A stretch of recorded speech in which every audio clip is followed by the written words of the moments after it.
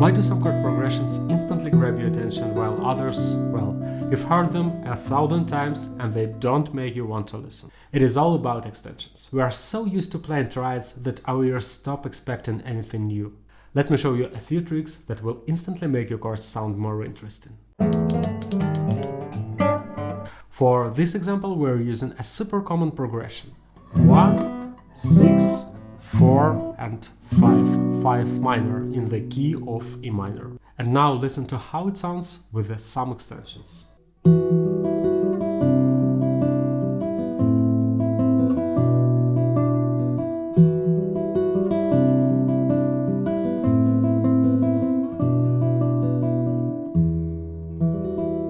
Too hard? Not at all. Open strings do all the work for me. It's easy to play and sounds amazing. Let's break it down. The best part? I'm only using 2 fingers in my left hand. I'm placing an E note on the 7th fret of the 5th string and an F sharp note on the 7th fret of the 2nd string. Plus I'm adding 2 open strings, the 3rd and the 1st. Now let's move the same shape down to the 3rd fret and wow, it works here too. What's next? We switch to the 6th and 3rd strings, fret number 5. Sounds great!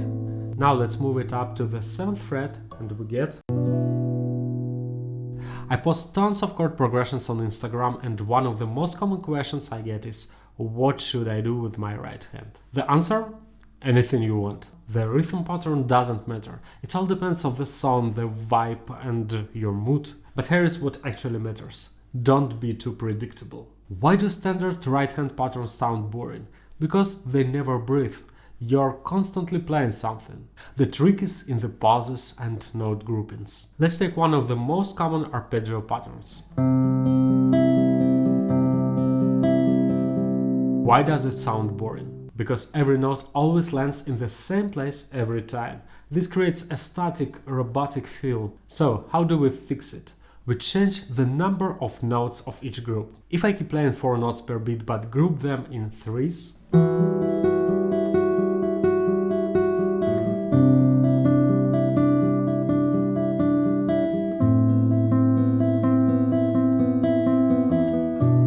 now the accents shift naturally and the pattern keeps evolving. That's where the magic happens. Let's take it even further. If I make the first note twice as long, suddenly we get a much more interesting texture. And one more trick, I don't change the chord on the downbeat. I push it forward just a little.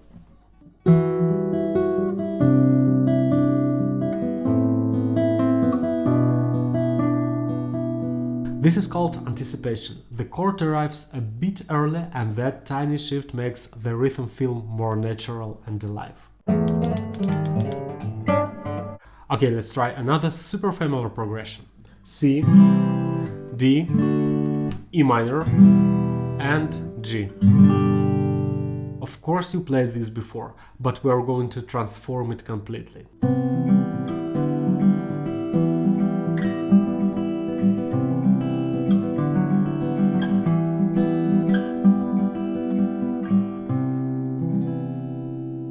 Instead of playing the usual shapes, let's keep the first 3 strings open. High E, B and G stay the same while we only change the notes on the 4th and 5th strings. For C major 7 I'm placing C on the 5th string and E on the 4th. And thanks to the open B string we get that sweet major 7th. Now let's move up to D, 6, 9, 11. Sounds complicated, but it's just 2 fingers. Instead of a regular D major, we add E, B and G from the open strings. That's why it feels more suspended and dreamy. Next is E minor, which stays almost the same, but the open strings reinforce its natural extensions. And finally G6, which is actually still E minor, but our ears hear it as G major with an added 6th. Now let's bring this to life with a Travis picking.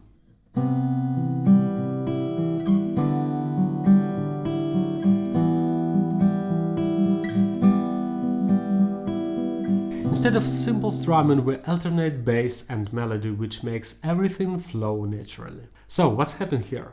By keeping the open strings, we're letting the guitar add extensions for us. We get 7th, 9th and even 11th without extra effort. And that's why it sounds so much richer than just standard triads. Let's try another chord progression. C, D, G and A7. It feels like we're about to modulate somewhere, but we'll never know. Sounds normal, right? But watch this.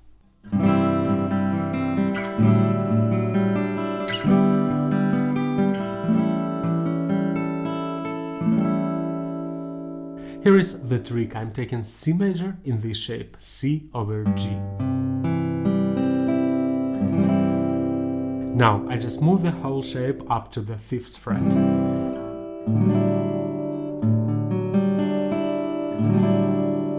That gives us D at 9 add 11 over A, because the open strings add a G and an E, creating extra color.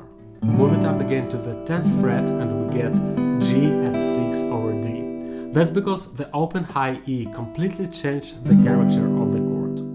And one more step up, boom, we'll land on A7 over E. So basically we just dragged one simple shape up the fretboard and suddenly it sounds super modern.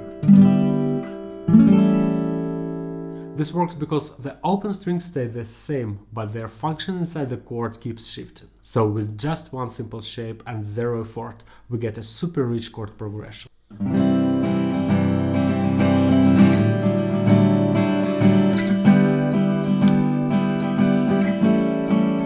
And the best part, it's incredibly easy to play.